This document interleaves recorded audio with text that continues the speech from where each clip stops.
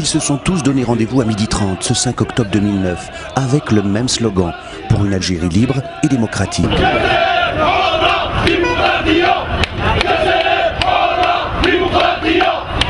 Oh, ils ne sont pas nombreux, 300 tout au plus, des jeunes pour la plupart, à envahir la célèbre Sahat Chouhada, place des martyrs au cœur d'Alger. En mémoire des victimes d'octobre 88, les émeutes de la jeunesse, plusieurs centaines de victimes à l'époque. Il y a des gens qui sont morts pour la liberté et la dignité. Il y a des gens qui continuent à porter cet espoir et cette lutte. Un seul mot d'ordre aujourd'hui, plus de liberté. Les atteintes aux libertés individuelles et collectives, ainsi que l'absence de respect des droits humains, sont devenues quotidiennes. Si la situation demeure en l'état, ce n'est plus un mouvement populaire, mais un véritable tsunami de rage qui risque de s'abattre sur notre pays. Libérons la liberté fera le reste.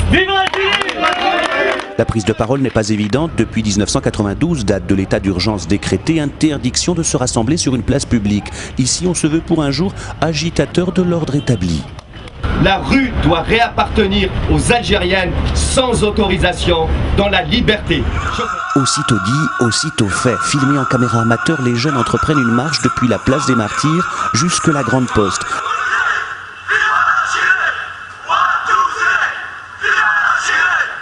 Avec des slogans franchement hostiles au pouvoir, les mêmes qui avaient fait trembler la capitale il y a 21 ans. À la tête du rassemblement, l'écrivain Mustapha Benfodil, empêché par la police de lire ses textes au public. Mais les forces de l'ordre ont une consigne, on n'embarque personne.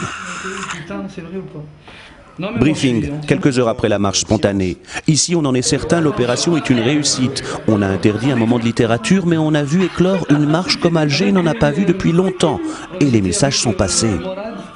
Fin de l'état d'urgence, réoccuper les espaces, et puis que les Algériens qui sont officiellement libres et indépendants depuis 1962 exercent enfin leur souveraineté d'Algériens, de citoyens à part entière. Donc, moi, ce qui me chagrine justement, c'est de voir à quel point une ville comme Alger est devenue apathique et la société civile algérienne à ce point aseptisée.